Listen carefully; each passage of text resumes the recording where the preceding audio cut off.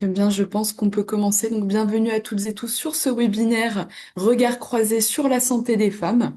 Donc, un webinaire qui se porte bien, enfin, qui se prête très bien au mois de mars parce que vous n'êtes pas sans savoir que dimanche dernier, le 8 mars, c'était la Journée internationale des droits des femmes. D'ailleurs, quelques jours plus tard, c'est-à-dire le 28 mars, on a également la Journée mondiale contre l'endométriose. Euh, donc, on voulait vous faire un webinaire justement sur la santé des femmes parce que c'est quand même un sujet qui concerne beaucoup le secteur social, médico-social et sanitaire associatif. On a quand même une majorité de femmes. Et d'ailleurs, en parlant de femmes, c'est aussi vous, messieurs, qui êtes concernés parce que beaucoup de femmes autour de nous dans ce secteur-là. Euh, donc ce webinaire est fait dans le contexte de l'association OETH. Donc OETH, on était anciennement porteur de l'accord de branche, mais aujourd'hui nous poursuivons toujours notre activité de conseil et d'accompagnement des établissements du secteur. Donc nous vous proposons plusieurs solutions qui sont adaptées au secteur, dont une solution qui est EO Santé. Alors, EO Santé, c'est une plateforme gratuite, confidentielle, qui vise à promouvoir une culture de maintien et de santé au travail, d'ouvrir le dialogue, parce que vous avez la possibilité de discuter directement avec des patients partenaires. Donc, on vous reparlera d'EO Santé au cours du webinaire, à la fin également, vous incitant aussi à vous inscrire, parce que c'est totalement gratuit, accessible pour tous les établissements du secteur dans ce périmètre-là et c'est totalement confidentiel. Alors d'ailleurs, aujourd'hui, je vais donner la parole à Bertie Fleury et Marine Daniel, qui sont deux patientes partenaires d'EO Santé. Donc, je vous laisse le plaisir de présenter ce webinaire. Merci à vous toutes et vous tous. Merci Shannon, bonjour à toutes et tous, bienvenue dans ce webinaire. Donc moi je suis Bertie Flory. J'ai été diagnostiquée d'endométriose il y a 10 ans, ça fera 10 ans au mois d'août. J'ai choisi de me former notamment en éducation thérapeutique du patient, mais aussi au coaching et à la coordination de parcours de santé pour mettre mon expérience du vécu avec la maladie au service en fait des autres femmes qui vivent avec l'endométriose, mais ça peut être aussi d'autres personnes qui vivent avec la maladie chronique. Euh, j'ai pu, grâce à ces formations, prendre de la distance avec mon propre vécu je peux intervenir aujourd'hui en entreprise pour sensibiliser, mais aussi pour former les professionnels de santé à l'approche, la perspective patient. J'ai raconté mon parcours avec l'endométriose dans un livre qui est sorti il y a 3 ans, qui s'appelle Endométriose, prendre le dessus sur la maladie, que vous retrouvez dans toutes les librairies de quartier, mais aussi en ligne. J'ai travaillé pendant près de 20 ans dans le domaine de la communication, donc je connais, aujourd'hui je suis entrepreneur, mais je connais très bien le vécu de la maladie chronique dans le monde professionnel quand on est salarié et maintenant quand on est libéral. Et je suis aussi la maman de 3 petits garçons. Pourquoi j'ai précisé ça? Bah, parce que c'est particulièrement important quand on vit avec l'endométriose. Moi, on m'a dit que j'aurais pas d'enfant parce que j'ai une endométriose qui était très évoluée. Et finalement, la vie a pris le dessus. Et donc, je passe aussi un message d'espoir dans tout ce que je peux entreprendre au quotidien pour les personnes qui vivent avec l'endométriose et celles qui vivent avec une maladie chronique. Alors, je vais prendre la suite. Donc, Marine Chausson. Alors, j'ai un double nom, d'où des fois Daniel, des fois Chausson, mais Marine Chausson. À 51 ans, je me suis levée un matin et j'ai perdu toute ma vie d'avant. J'étais dirigeant d'entreprise et en fait, j'ai fait un AVC ischémique, donc touché à gauche et hémiplégique à droite. Et quand on dit qu'on perd sa vie d'avant, c'est une réalité puisque très souvent, un cadre supérieur, cadre dirigeant, quand il a un accident de vie, l'entreprise estime que c'est plus facile de le licencier pour inaptitude que d'essayer de le replacer en entreprise. Comme j'ai eu 2 ans de longue rééducation pour réapprendre à marcher, réapprendre à écrire, réapprendre à bouger dans l'espace, j'ai eu le temps de réfléchir et j'ai décidé de m'engager sur accompagner les entreprises pour réaccueillir des personnes qui ont eu un gros accident de vie, surtout des longs arrêts maladie. Je voulais pas perdre 30 ans de management. Et je me suis engagée sur la même formation que Bertie, puisqu'on s'est connus à ce moment-là, pour devenir patiente partenaire et à un moment être capable d'accompagner des personnes qui traversaient les affres de l'AVC, puisque bah, pour certains, quand on perd sa vie, c'est plus facile de mourir que de continuer à vivre, et pour pouvoir les aider à se rendre compte que on vit différemment, mais on peut vivre et on se réinvente une vie qui souvent est très, très chouette. Le fait d'intervenir sur ce webinaire, c'est aussi un moment de pouvoir alerter sur le fait que bah, on ne traite pas la santé de la même façon quand on est un homme ou qu'on est une femme et que c'est important de pouvoir sensibiliser sur le fait que les femmes doivent aussi être capables de parler de leurs symptômes pour avoir le même type de soins.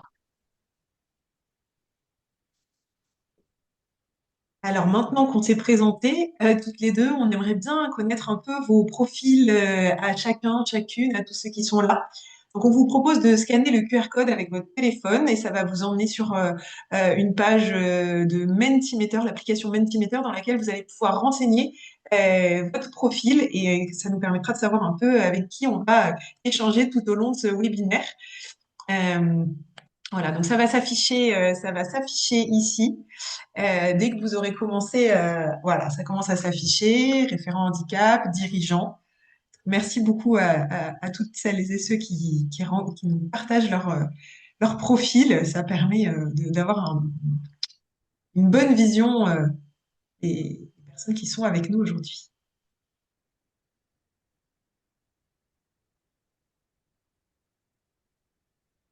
Assistante C'est bien sociale, parce qu'on a plein de strates de la société, donc ça permet d'avoir des apports très différents. C'est vraiment intéressant.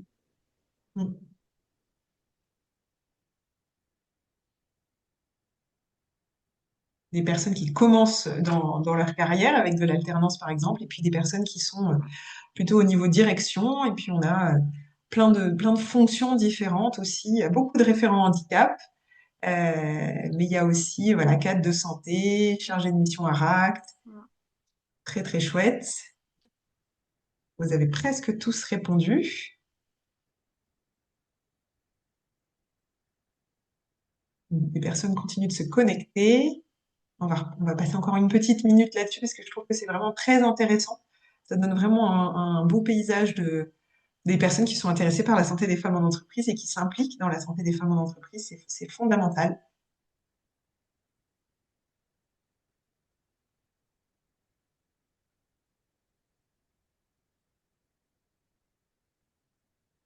Je vois qu'il y a des personnes en IFSI, qui sont assistantes pédagogiques aussi. On est à rencontrer parce que je donne des cours en IFSI, du coup, en éducation thérapeutique notamment, et sur l'endométriose. Encore des personnes qui se connectent. Vraiment génial de voir ce panorama. Ouais. Je vois aussi psychologue du travail et c'est bien parce qu'à un moment, on a parfois, en tant que femme, la difficulté à exprimer réellement ce qu'on vit parce que bah, une habitude à porter tellement de choses que on minimise des fois la douleur ou le symptôme, ce qui rend compliqué parfois le diagnostic. Merci beaucoup d'avoir partagé vos profils. Je vous propose qu'on retourne sur la présentation maintenant et qu'on aborde ce sujet de la santé des femmes en détail. Alors, on va vous présenter quelques chiffres clés et mettre tout ça en contexte. Les chiffres disent énormément et les chiffres ne mentent pas. On a des très belles sources et des chiffres qui sont extrêmement parlants. Ensuite, on fera un focus croisé, un regard croisé entre Marine et moi sur les réalités de santé des femmes. On parlera ensuite charge mentale, invisibilisation et surtout on parlera solutions avec de bonnes pratiques pour mieux accompagner la santé des femmes au travail. Alors, on va commencer par quelques chiffres clés. Et je vais prendre un premier chiffre. Alors, 86% des professionnels du social sont des femmes. Et c'est vrai que bah, on retrouve souvent des candidatures féminines parce que en étant déjà en charge de famille ou avec des enfants, il y a une capacité à faire passer les autres avant soi. Et c'est pour ça qu'on vous retrouve dans le logement social, dans toutes les professions médicales, paramédicales, et, et aussi avec on en parlera tout à l'heure, d'une charge mentale importante qui va faire que vous êtes souvent plus sensible à. Donc, ce webinaire est particulièrement important pour tous les professionnels qui nous regardent et parce que du coup, 86% de femmes, vous êtes particulièrement concernées par ce sujet des santé des femmes dans votre monde professionnel. Alors, 60% des femmes vivent avec une maladie chronique. Alors, pourquoi plus de femmes? J'ai regardé dans les études, souvent, facteurs biologiques et hormonaux qui ne sont pas nos alliés. C'est-à-dire que les femmes sont plus sensibles à l'arthrose, à l'ostéoporose, à la polyarthrite, à l'asthme, à la démence, ce qui les rend à un moment plus sensibles à la maladie chronique. Les hormones sexuelles vont modifier notre immunité, notre métabolisme, notre système cardiovasculaire et osseux, et ben, ce qui va augmenter le risque de certaines pathologies.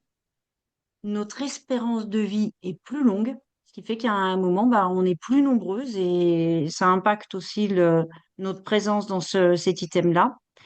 Nos rôles sociaux avec, euh, avec une charge mentale qui est plus importante. Alors, Bertie, il y a 3 enfants, moi j'en ai eu qu'une, mais à l'époque où j'ai eu ma fille, j'étais consultante et je me déplaçais partout. Ça veut dire que je vais 2 ou 3 journées dans la même journée. L'inégalité de prise en charge, et on en reparlera un peu plus loin, et surtout un poids qui est déterminant, qui est un déterminant social dans notre société, c'est les femmes sont surreprésentées en termes de pauvreté. Et on va voir que bah, plus on a les moyens, plus on est pris en charge correctement. Quand je parle des moyens, il n'y a pas que les moyens financiers, hein. Il y a des moyens à s'exprimer, des moyens à avoir accès aux soins. Et plus on est dans une précarité importante, plus on va être soumis à une pathologie chronique qu'on aura du mal à déceler. Alors, je vais passer sur la slide après, puisque limité en temps. Les maladies cardiovasculaires sont la première cause de mortalité chez les femmes et malheureusement des symptômes largement méconnus. Alors, sans vous faire un cours de médecine, je vais reprendre la notion des biais d'interprétation. Aujourd'hui, on forme à une médecine qui a été typée autour des hommes et alors, qu'elle soit enseignée par homme ou femme, ça n'a pas de différence, mais il faut savoir que quand je me présente aux urgences, alors je vais vous prendre un exemple, hein. J'ai 42 ans, je suis mère de 2 enfants, j'arrive aux urgences un matin, j'ai très très mal à la tête, j'ai des vomissements, une désorientation. J'explique que je me sens pas comme d'habitude, j'ai du mal à trouver mes mots et j'ai du mal à marcher droite. Le médecin des urgences, alors, je ne fais pas une généralisation, hein, mais c'est fait partie des exemples véridiques. Le médecin aux urgences qui voit une femme jeune, une femme qui n'a pas de facteur de risque évident, qui évoque en priorité sa migraine sévère avec du coup une crise d'angoisse parce qu'elle ne comprend pas ce qui lui arrive. Elle repart chez elle avec un traitement contre la douleur et l'anxiété et on ne lui a pas fait de scanner cérébral. Le lendemain, son état s'aggrave et finalement, elle est hospitalisée pour un AVC qui va être confirmé par les RR. Sauf que c'est trop tard pour pouvoir lui faire bénéficier des traitements type thrombolyse ou thrombectomie, qui sont les traitements de base qui sont faits sur l'AVC avec une urgence, puisque ces traitements-là doivent être appliqués dans les 4 heures. Elle ne présente pas en fait les symptômes habituels qu'on a appris à la fac de médecine par rapport à un homme. Quand j'ai fait mon AVC, j'ai eu une chance extraordinaire. J'avais 51 ans, donc j'étais pas forcément typée sur ce profil-là. Pas d'hypertension artérielle, pas de problème d'obésité. J'étais migraineuse et en fait j'ai fait ma crise, mon malaise chez un vétérinaire. Un homme, un vétérinaire, quand il a appelé les urgences et qu'il a dit c'est un AVC, personne n'a remis en doute. Voilà, c'est un moment parce que lui a vu tout de suite ce qui se passait, parce qu'il a su l'expliquer aux urgences, mais on m'a pas renvoyé chez moi avec c'est autre chose. Donc, vraiment, faire attention aux biais d'interprétation. Une femme sur cinq sera victime d'un AVC au cours de sa vie. Et pire, c'est que c'est l'AVC chez la femme, c'est la première cause de mortalité avant le cancer. Donc aujourd'hui, dans mes combats en tant que patient partenaire, c'est de sensibiliser et sensibiliser le corps médical sur ne vous arrêtez pas, faites un IRM, faites un scanner, vérifiez en tout cas, mais ne vous arrêtez pas à un a priori.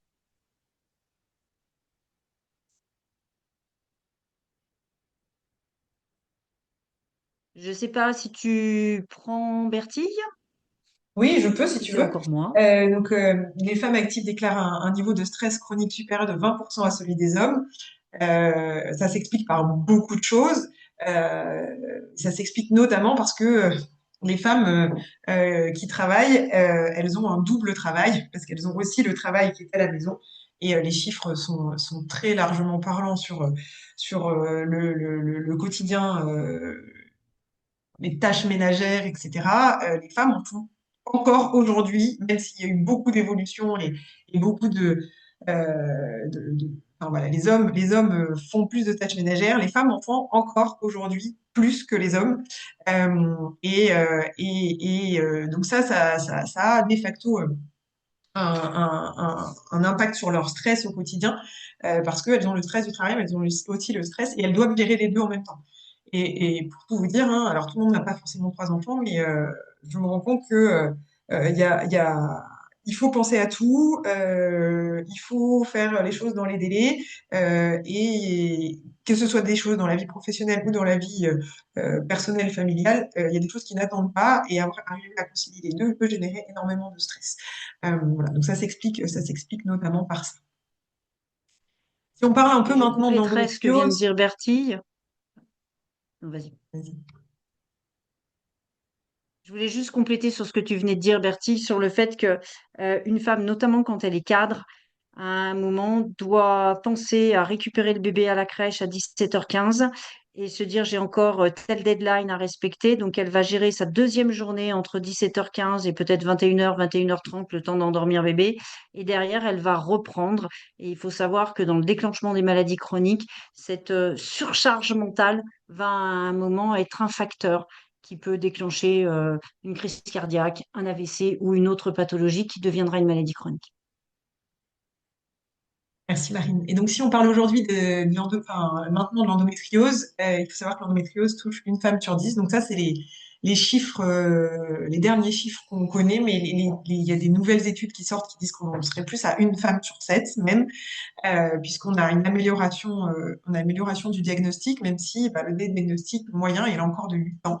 Moi, j'ai été diagnostiquée au bout de 19 ans. Pourquoi j'ai été diagnostiquée au bout de 19 ans? Parce qu'on m'a toujours dit que les douleurs de règles c'était normal, qu'il suffisait de prendre un antidouleur et que ça irait mieux, et que euh, comme c'était normal, du coup, je devais me forcer pour aller faire mes études, je devais me forcer pour aller travailler, et que ça allait passer, et qu'il y avait quand même une bonne partie de mes douleurs qui étaient dans ma tête. Et en plus, en fait, l'endométriose, c'est une maladie qui est très mal connue. Marine parlait de la manière, enfin voilà, des biais d'interprétation.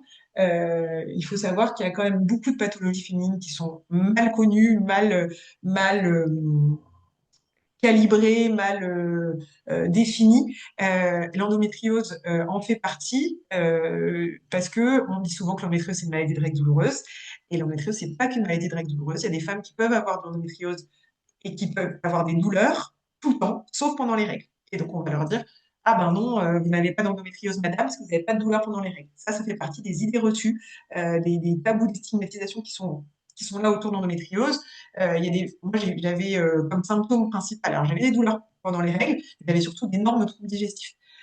Aujourd'hui, il y a très peu de personnes qui savent que l'endométriose peut se manifester par des très gros troubles digestifs avec diarrhée, constipation, flatulence, ballonnement et un ventre très gonflé de type femme enceinte de 6 mois. Il y a très peu de personnes qui le savent, et donc ça augmente le délai de diagnostic, et surtout bah, on a une difficulté parce que bah, l'endométriose est considérée comme une maladie féminine gynéco, donc on va aller consulter son gynéco, le gynéco nous dit bah, moi je suis pas compétent pour vos troubles digestifs, il faut aller voir le gastro, et le gastro il est incapable de faire le lien avec l'endométriose, et donc on se retrouve dans cette forme d'errance à la fois diagnostique et thérapeutique, parce qu'en plus, il n'y a pas forcément de solution.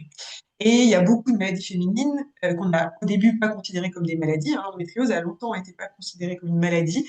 On parlait d'un syndrome. Aujourd'hui, on parle du syndrome des ovaires polykystiques aussi. Ça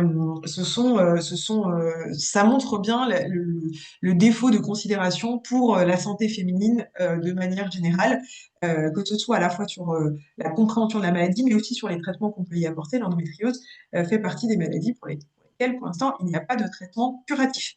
Il y a un traitement symptomatique qui peut aider le quotidien, mais il n'y a pas de traitement curatif. Et donc, comme toute maladie chronique, on va vivre avec jusqu'à la mort, malheureusement.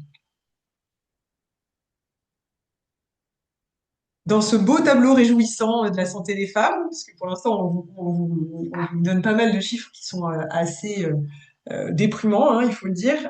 On sait aussi que les femmes passent en moyenne 25% de leur vie adulte en moins bonne santé que les hommes. 25%, je sais pas si vous faites le compte, si on vit 80 ans, euh, c'est énorme en fait. C'est un quart, ça fait 20 ans sur 80 ans.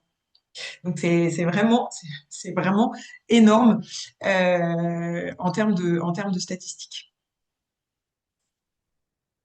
Je vais vous parlais du SOPK tout à l'heure. Il faut savoir qu'il y a 10 à 13% des femmes qui ont un SOPK. Qu'est-ce que c'est le SOPK?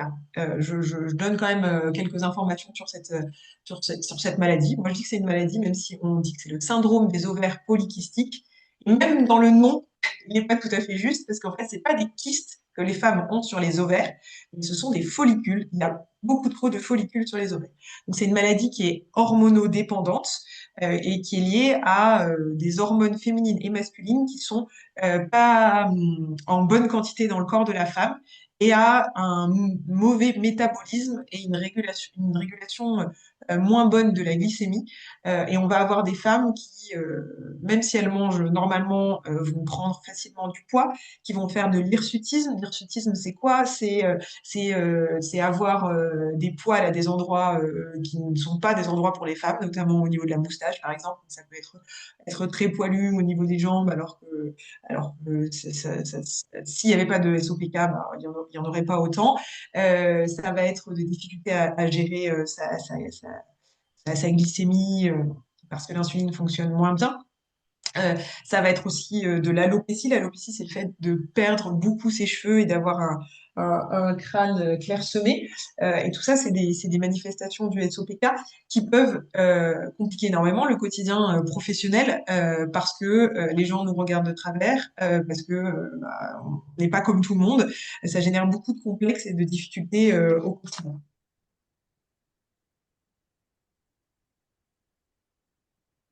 Au moment de la ménopause, parce qu'en fait, la ménopause, c'est pas considéré comme une maladie, mais c'est aussi un moment de la vie de la femme, un moment de santé de la vie de la femme et qui a un impact énorme en fait sur son quotidien personnel et professionnel.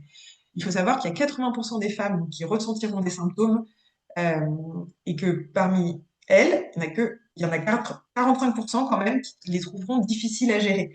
45%, vous vous rendez compte, c'est près de la moitié des femmes qui vont souffrir des symptômes de la ménopause. Alors, c'est quoi les symptômes de la ménopause? Ça peut être, vous les connaissez certainement, les bouffées de chaleur, mais il n'y a pas que les bouffées de chaleur. Ça peut être des variations d'humeur, ça peut être énormément de choses, de la prise de poids, et ça a un impact à la fois sur notre bien-être physique dans le monde professionnel, mais ça a aussi un impact sur notre bien-être émotionnel parce que on vit mal ces changements, on vit mal le fait qu'on n'est pas pris en considération dans ce qu'on vit aussi, dans l'écoute qu'on peut avoir des professionnels de santé ou des personnes qu'on rencontre dans le monde professionnel. Là, je prends l'exemple des bouffées de chaleur. Une femme qui partage un bureau avec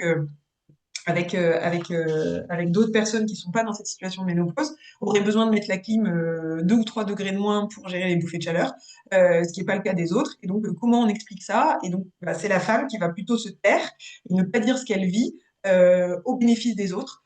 Et pourquoi son bien-être au bénéfice des autres. Donc ça, c'est des vraies questions, des vraies choses qu'on peut se poser. Marine? Et compléter, Bertie, sur le fait que, bah, vous voyez, par exemple, la ménopause, hein, quand on a eu un problème cardiovasculaire, notamment un AVC, on n'a pas le droit aux traitements hormonaux qui viennent à un moment aider à gérer ces différents symptômes.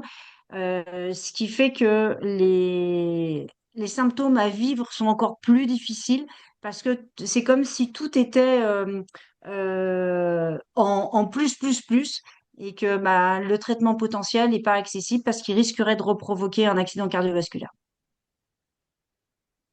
Merci, Marie. Bertie, avant que tu prennes la suite, il y a Oui, une petite question qui est relative à ton explication sur le SOPK. Il y a une personne oui. qui demande SOPK égale endométriose. Pas du tout. Ce sont deux pathologies différentes, même si malheureusement certaines femmes les cumulent. Alors l'endométriose, c'est une maladie chronique systémique dans laquelle en fait il y a des cellules qui ressemblent aux cellules qui sont à l'intérieur de l'utérus. L'intérieur de l'utérus, on appelle ça l'endomètre et c'est le sang qui s'évacue pendant les règles. Et ces cellules qui ressemblent aux cellules qui sont à l'intérieur de l'utérus, elles vont aller se greffer sur différents organes du corps, donc bien souvent dans le bassin, c'est la plupart du temps dans le bassin, sur la vessie, les ovaires, les trompes, le tube digestif, des ligaments, des nerfs. Mais ça peut être aussi dans le reste du corps, hein. On a retrouvé des lésions sur le diaphragme, sur les poumons, sur le cerveau, sur les yeux, tout dans le nombril. Et en fait, ces cellules, elles subissent les mêmes variations hormonales que la muqueuse qui est dans l'utérus. Et donc, elles vont s'épaissir en début de cycle et elles vont saigner pendant les règles. Sauf que pendant les règles, le sang, il peut s'évacuer par le vagin, mais enfin, les lésions, le sang des lésions d'endométriose ne peut pas s'évacuer, il n'y a pas de porte de sortie. Et donc, ça va générer de l'inflammation. Cette inflammation, elle génère des douleurs, elle va générer aussi des adhérences et le fait que les organes vont se coller entre eux, donc ça génère aussi des douleurs.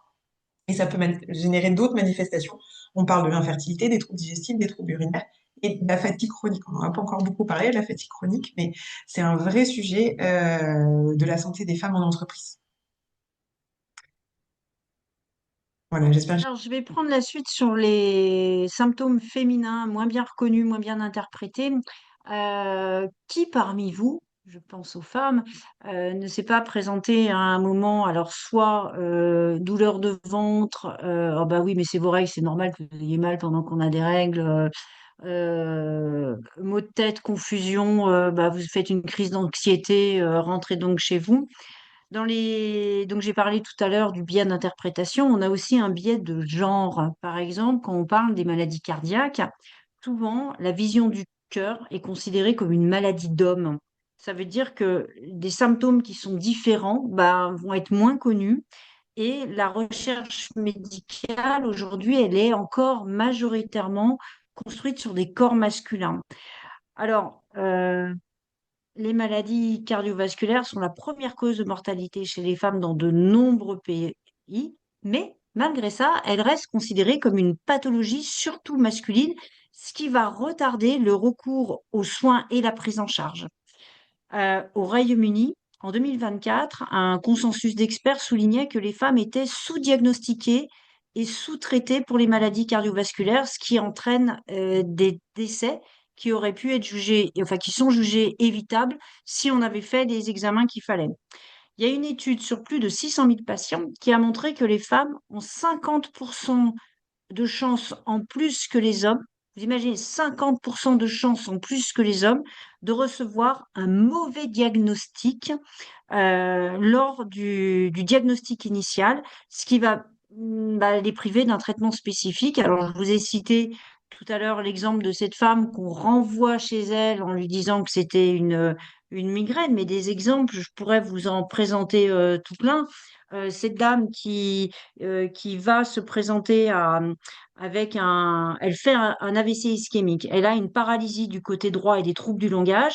Elle est prise en unité neurovasculaire, donc l'UNV, c'est vraiment l'unité qui traite les AVC, mais on ne lui fait pas de Doppler du dron supra-aortique, on ne lui fait pas d'angiographie dans les jours qui suivent. Son voisin de chambre, un monsieur de 70 ans, qui a un tableau clinique exactement identique, lui, il a le droit à un bilan vasculaire complet, une chirurgie carotidienne en prévention secondaire. Et au bout de quelques semaines, l'équipe qui suit la dame, elle estime qu'à son âge et au vu de sa fragilité, une attitude conservatrice va suffire. Alors que pour le monsieur, on met en place une rééducation secondaire. Et quand on interroge le corps médical en disant, bah, et pourquoi lui, il va en système de rééducation et la dame, vous la mettez en EHPAD? Ah, mais parce que à cet âge-là, une femme aura moins de chances de, puis elle va vivre plus longtemps. Enfin voilà, c'est tous ces biais-là qui sont à retravailler. Et c'est vrai que très souvent, dans les retours que j'ai des patientes, j'entends que on leur dit c'est dans leur tête. On travaille beaucoup sur la fibromyalgie. Aujourd'hui, c'est reconnu comme une maladie, mais le nombre de patientes que j'accompagne qui me disent, j'ai entendu pendant des années quand on cherchait ce que c'était, écoutez, arrêtez de vous écouter parce que c'est dans votre tête en fait. Faites-vous soigner en psy et ça ira mieux. Donc voilà, nos symptômes sont moins reconnus, moins bien interprétés et du coup moins bien soignés avec des décès qui sont encore fréquents alors qu'on pourrait les éviter.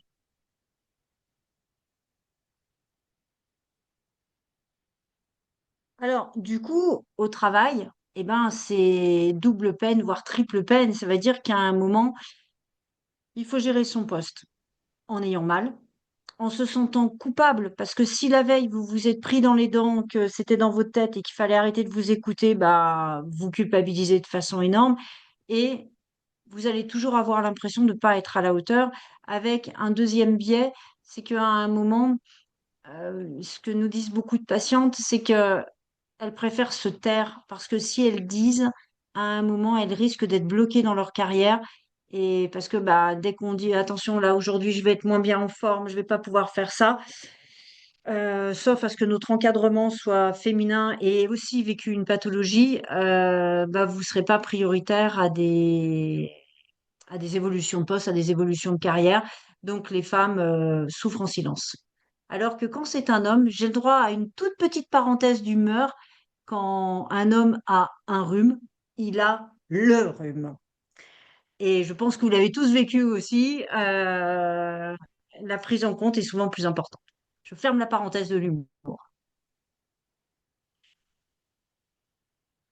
Donc, on vous propose maintenant de partager nos expériences avec Marine sur le vécu qu'on a chacune de la santé en tant que femme. Donc moi, je vais commencer par vous parler de l'endométriose et de son impact sur mon quotidien professionnel. Donc, je vais commencer à vous citer quelques symptômes. Moi, j'avais des douleurs de règles et moi je vous dis tout, hein, parce que en fait l'important c'est de se parler franchement, de parler franchement du vécu, parce que si j'ai dû le corps les choses et tout, on n'est pas, enfin, on se comprend pas l'impact, etc. Moi, j'avais des douleurs de règles, j'avais des troubles digestifs, j'avais de la fatigue et j'avais de l'infertilité. Mais comment ça s'est manifesté dans mon quotidien? Parce que ça, on pourrait le lire dans un article de presse et ça vous dit pas grand-chose de la réalité. En réunion, euh, obligée de me lever dans la seconde parce que j'ai mes entrailles qui se serrent, j'ai un torboyau qui débarque. Je dois trouver des toilettes dans la seconde qui arrive parce que je vais me vider. En gros, je vais me vider. Ça a compliqué énormément les choses parce que bon, moi, j'étais dans un environnement, je savais où étaient les toilettes, etc. Mais quand on est une infirmière à domicile et qu'on a ce type de torboyau qui débarque, c'est encore plus compliqué parce que on est soit on est dans sa voiture entre deux domiciles, soit on est chez un patient et c'est pas forcément facile de demander des toilettes, soit on est en train de faire un soin, on ne peut pas s'arrêter au milieu du soin, donc c'est extrêmement compliqué. J'ai vécu aussi donc des douleurs pendant les règles, c'était des douleurs de règles type spasme et crampes, mais c'était aussi des douleurs en allant à la selle de type décharge électrique coup de couteau, avec une impossibilité. J'étais obligée d'aller à la selle, mais si ma tête avait pu, elle m'aurait empêché d'y aller parce que c'était tellement douloureux. J'avais vraiment l'impression d'avoir des décharges électriques au niveau du rectum. C'était terrible. Dans les autres difficultés que j'ai pu rencontrer, donc j'ai vécu une infertilité qui a duré 3 ans, qui était en partie liée enfin complètement liée à l'endométriose. Je dis en partie parce que mon mari a été aussi traité un problème qu'il avait lui, mais j'avais donc cette infertilité et en même temps j'avais ce ventre hyper ballonné dû à mes troubles digestifs liés à l'endométriose. Et j'avais régulièrement des gens dans mon entourage, notamment professionnels, qui me disaient: Ah, félicitations pour la grossesse! alors que je vivais à l'intérieur un déchirement, je le dis en rigolant là, mais c'est plutôt je ris jaune, hein. Je vivais un déchirement très profond sur le fait que j'arrivais pas à avoir d'enfant et qu'en plus j'étais hyper mal à l'aise avec ce ventre hyper gonflé parce que en fait je savais plus comment m'habiller, je savais pas comment le cacher, je trouvais ça très disgracieux, j'étais vraiment très mal à l'aise. Dans les troubles que j'ai pas eu, moi, j'ai pas eu de troubles urinaires. Comment ça se manifeste, les troubles urinaires avec l'endométriose? Bah, ça peut être des envies d'uriner très fréquentes. Vous pouvez y aller 15 fois dans l'heure. Donc là aussi, il faut avoir des toilettes à proximité. Et quand on a un métier itinérant et tout, c'est extrêmement compliqué. Quand on est dans le soin, dans la relation avec les autres, et ben ça, c'est impossible à gérer. Ça peut vouloir dire des brûlures en urinant, et tout ça sans infection urinaire avec des germes à l'analyse en laboratoire. Ça peut être des difficultés à se retenir, ça peut être des difficultés à vider complètement sa vessie. Voilà pour quelques éléments. Et je pense qu'il y a, enfin, je sais pas que je pense, c'est qu'il y a des chiffres qui montrent qu'il y a 95% des femmes qui vivent avec la fatigue permanente.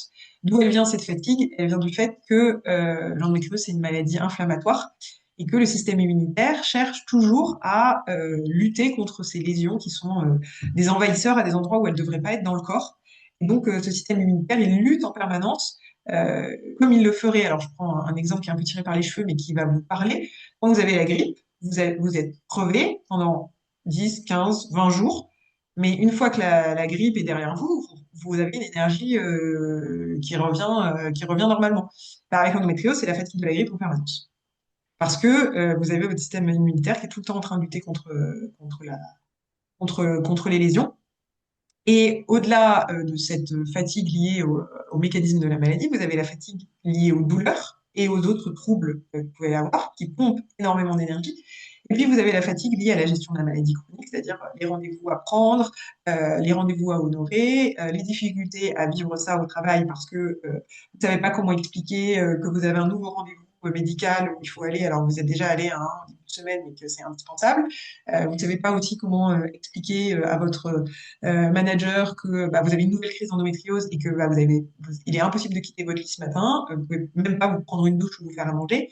Et donc tout ça, ça génère de la fatigue aussi, cette gestion du quotidien complètement improvisée en fait, parce que la maladie, elle vous dit pas ah bah dans 3 jours tu vas avoir une crise d'endométriose et tu vas être cloué au lit avec tes douleurs. Et la fatigue, elle vient aussi euh, donc, je vous ai parlé des douleurs, de la charge mentale et du fait qu'on ne sait pas si la maladie va évoluer ou pas. Parce qu'aujourd'hui, il n'y a aucune étude qui explique exactement d'où vient l'endométriose, enfin, ses origines, et surtout comment elle évolue. Et donc, même avec un traitement, on ne sait pas si la maladie va évoluer et va venir vous grignoter des nouveaux organes. Et potentiellement des organes vitaux comme le tube digestif avec risque d'occlusion intestinale ou les uretères qui sont le conduit qui relie les reins à la vessie. Et ben, quand il est bouché, à cause des lésions d'endométriose, et ben, vous pouvez avoir une nécrose du rein. Voilà. Donc, il y a tout ça qui contribue à la fatigue et qui rend le quotidien particulièrement compliqué. Alors, je vais reprendre rapidement derrière parce que je vois malheureusement le temps qui passe très très vite. L'AVC, c'est quelque chose qui est brutal et qui va impliquer une très grosse rééducation derrière, que ça ait touché la mobilité, la motricité ou le cognitif. Mais ça veut dire réapprendre à vivre avec un corps qui est devenu différent. Ce qui génère une très grosse fatigue parce que vous imaginez que dans votre tête, il y a une partie du cerveau où il y a eu reset et il va falloir refabriquer quelques neurones et remettre des connexions en place, ce qui fait que tout ce qui était automatique redevient adaptatif. En fait, quand j'ai réappris à marcher, vous imaginez que j'étais un petit bébé de 10 mois qui commence à faire ses premiers pas. Vous voyez bien chez vos enfants la fatigue que ça implique, parce qu'à un moment, c'est redéfinir un schéma dans la tête pour tout remettre en place. Donc, il y a cette fatigue cognitive du réapprentissage, de l'énergie qui va être mobilisée pour gérer bah, les rendez-vous médicaux, le réapprendre à faire le quotidien, et un besoin de récupération qui reste assez constant parce que au début, vous êtes en rééducation, donc tout le monde comprend qu'il vous est arrivé un truc super grave et que ça va prendre du temps. Et petit à petit, ça devient plus invisible. Sauf que, vous voyez, aujourd'hui, je suis là devant vous, ma concentration dure 3 heures. Sauf que ma batterie, moi, le matin, elle est plus à 100%, elle est à 70%. Et que le webinaire que je suis en train de faire avec vous et que je partage avec Bertie va m'épuiser. Et dès que je vais arrêter le webinaire, vous imaginez que bah, mes 70%, ils sont tombés à 20% et que je vais être dans le rouge et qu'il va falloir que je dorme. Quand vous réintervenez en entreprise derrière, bah, d'avoir un cadre qui est là pendant hyper optimum pendant 3 heures et qui a besoin d'1 heure de repos avant de pouvoir recommencer, c'est compliqué à ajuster en entreprise, d'où un certain nombre de licenciements pour inaptitude qui se font. Mais vous avez tout ça qui se met en place et je vous passe, puisque Bertie en a déjà parlé, de tous les problèmes de continence. Alors, pour moi, c'était l'incapacité à faire pipi, puisque j'ai perdu l'envie, la connexion qui dit là, ta vessie commence à se remplir, il faut aller. Elle l'a déconnectée. Ce qui fait que, bah, il faut que la vessie soit archi pleine pour qu'à un moment, elle lâche d'elle-même. Donc, vous imaginez que, bah, pareil, il faut courir à côté de WC qui sont le plus proches possible pour éviter les fuites. On va passer.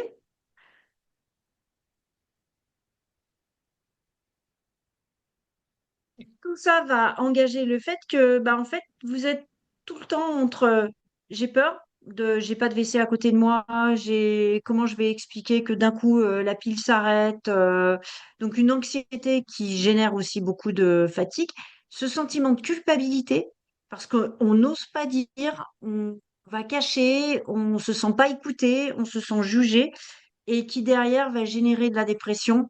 Ces trois éléments-là sont générateurs de fatigue et malheureusement, quand vous avez des douleurs, vous êtes constamment en train de jongler entre ces trois items.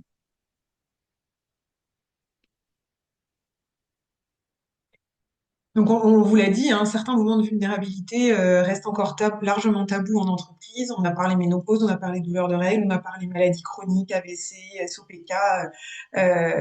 Il faut aussi parler du postpartum, des grossesses arrêtées. Alors, vous allez dire, c'est quoi la grossesse arrêtée? C'est la fausse couche. Mais aujourd'hui, on ne dit plus fausse couche parce qu'il n'y a rien de faux dans ce que vit la femme lorsqu'elle perd son bébé, même à des moments très précoce de la grossesse et la ménopause. Le postpartum, ça peut ravager une femme, hein. Moi, j'ai vécu une dépression du postpartum pour mon premier bébé. Et les gens, quand je suis revenue au bureau, me disaient, ah, bah, comment ça va? Bah, tu dois être trop contente. En plus, t'as pas été pendant 6 mois au bureau et tout, t'as pu bien te reposer, etc. Et moi, j'étais incapable de leur parler de ce que j'avais vécu pendant ces 6 mois parce que en fait, j'ai vécu l'enfer, en fait. Alors que j'aurais dû être super heureuse parce que j'avais un bébé que j'avais attendu 3 ans et tout ça. Et pourtant, pour moi, ça a été hyper difficile. Et c'est très difficile d'en parler parce que les gens ne comprendraient pas qu'on peut avoir vécu des choses comme ça dans un moment si heureux. Parlons maintenant charge mentale et invisibilisation. La charge mentale, on vous en a déjà parlé, hein, c'est notre deuxième, troisième métier. Le deuxième métier, c'est quand on a des enfants. Le troisième métier, c'est quand on a la maladie chronique. Mais il faut savoir que bah, ces différents métiers, c'est du temps plein à chaque fois. Et que, à un moment, la femme explose. Et dans le explose, elle va soit faire une bêtise avec sa vie, soit déclencher une maladie chronique qui peut avoir des conséquences très importantes.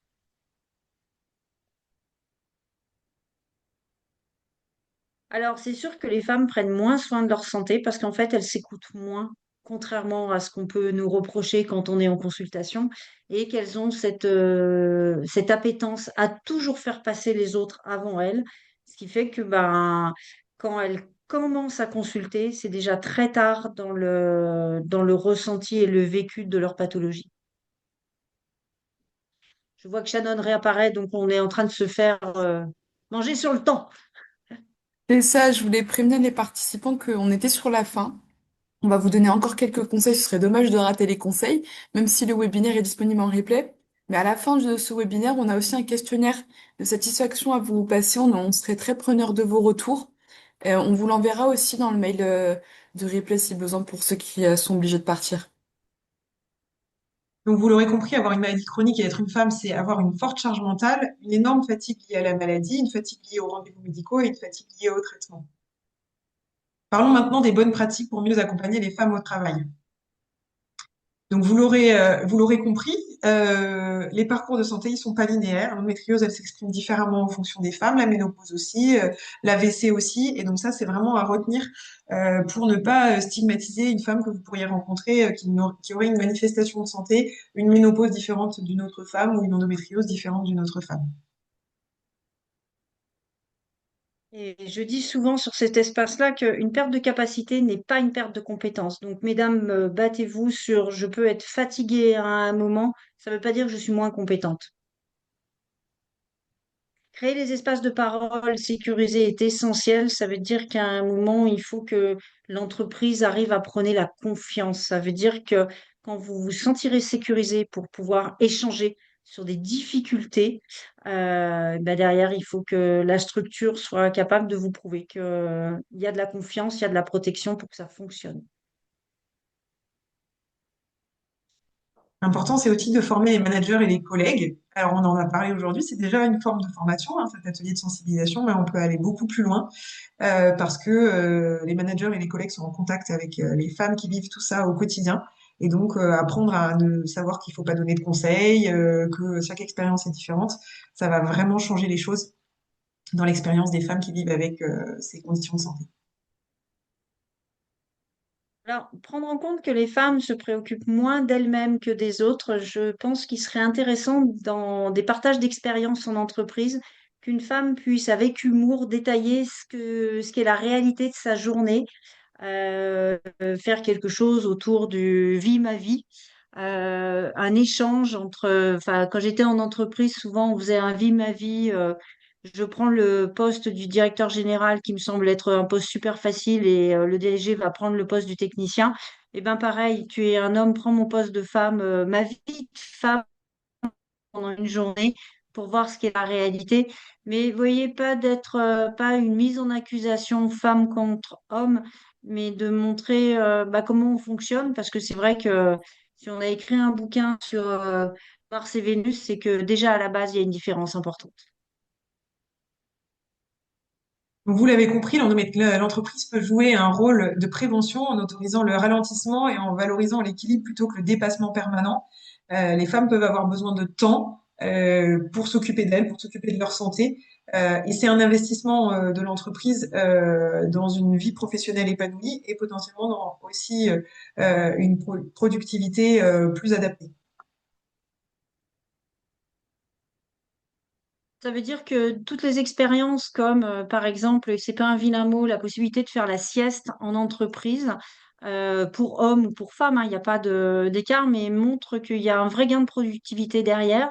Et quand on a dépassé, on va quand même faire la sieste au boulot, le 10 minutes de sieste peut booster votre productivité derrière de façon tellement importante que l'entreprise s'y retrouve. Et c'est aussi ça, montrer à l'entreprise qu'elle ne perd pas en performance, bien au contraire.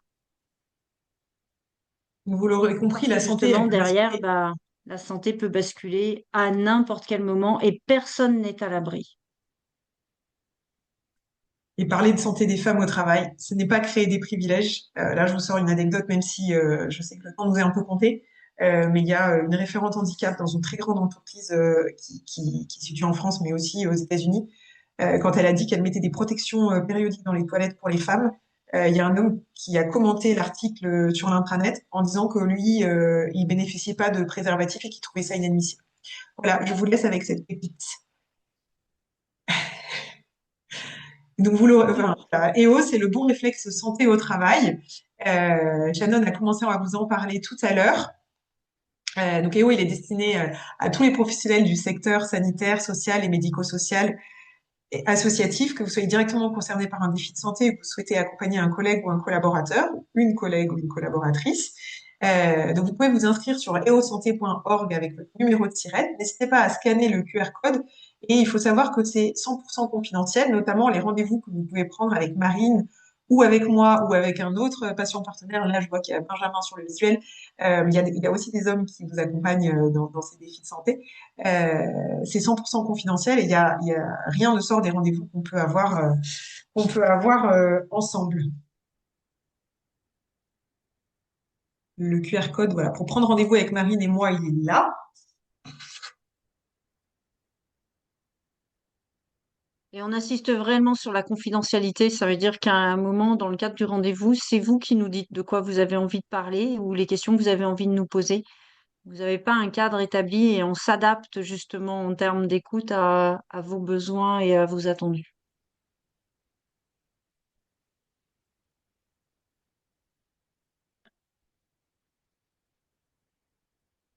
Est-ce que Shannon, je passe? Est-ce que tu penses que Oui, on tout peut est passer. correct? Est-ce que si vous Ok. avez encore des questions, n'hésitez pas. On peut Donc, toujours les QR code pour prendre. le rendez-vous. Et surtout, je vous ai mis en commentaire et on va vous mettre le QR code sur la présentation. N'hésitez pas à répondre à notre questionnaire, il est anonyme. Il est très important pour nous parce qu'il nous permet d'améliorer toujours les webinaires et de mieux identifier les problématiques que vous voulez aborder. Donc n'hésitez pas. J'ai l'impression qu'il y a des questions. Ah, du coup, vous avez un retour. Merci pour ces échanges, pour votre sincérité et courage à partager vos expériences et à vos connaissances. Ajoutez peut-être que ce que vous avez dit sur les biais. Mm.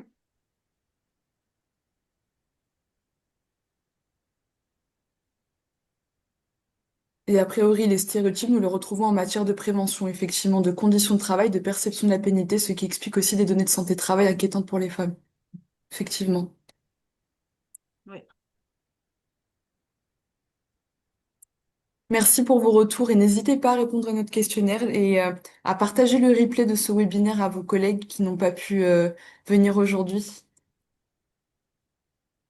Merci beaucoup. Merci de votre écoute en tout cas à tous et toutes. Et n'hésitez pas aussi à nous retrouver sur les prochains webinaires, c'est la slide suivante. On continue hein, ce début d'année autour de thématiques que vous nous avez spécifiquement demandées.